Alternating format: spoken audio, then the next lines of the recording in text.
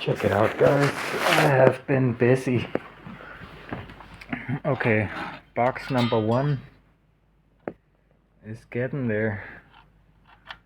There's only one thing you can't see here. I added some barley paper here because of some of the internal components. Let me show you.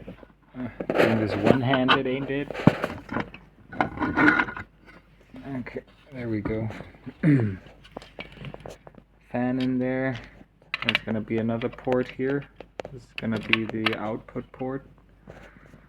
I cut a hole in here to route cables from the bottom box into this top box right here. So the bottom box is gonna look like this. One input port on the front, the ammeter, then we got 2 output ports and the board that drives the fan. And the fuses, they're gonna be mounted here. So basically, this box gets this lid on here, and then this box comes on top, and then both of these fans are gonna feed into the same board because I believe it already drives them pretty fast, pretty loud. So I'm just gonna halve the amperage into each of these by driving them from a single board. It also makes installation easier. We got the main component here, the XY12552, whatever you want to call it. Its outputs over here, and they're gonna go into this thing right here. Well, they're actually gonna split off and also feed down here as well. And we got the screen here. It's actually holding up this corner right here perfectly. Yeah, I'm pretty happy with that.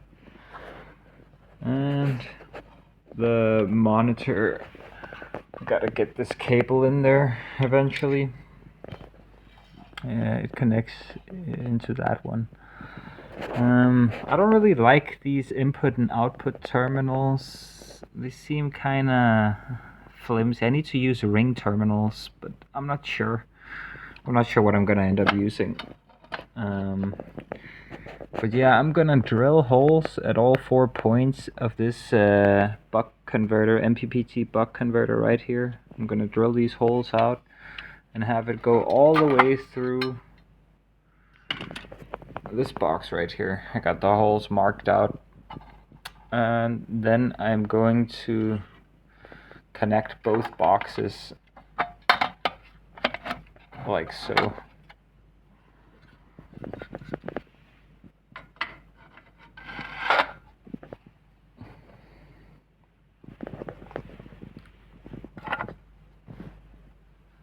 Three outputs, 2 inputs, and oh yeah, I'm also gonna add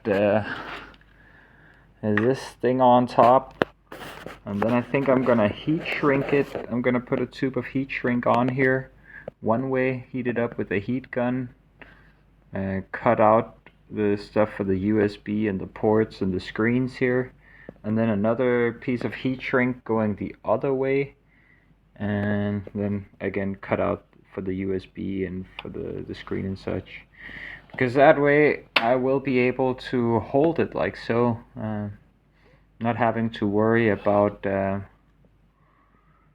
what do you call it? It's basically I forget the term right now, passive grounding or something, or like a floating ground or something like that.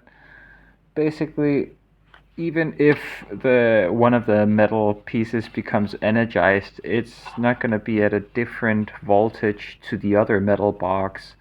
But I don't even have to worry about that because I'm going to electrically insulate it so that I can touch it. But yeah, we're moving along. Oh yeah, and today my friend couple came over, and we went over to my friend's mom and played some board game, a Danish board, well, I'm not even sure if it's Danish. We call it Ludo in Danish. It was nice. His mom won pretty easily, but we had a good time over there. I enjoyed it. but I haven't actually eaten anything today except for a little bit of candy over at his mom's place. So I think I'm gonna make some now. I've just been busy with this stuff.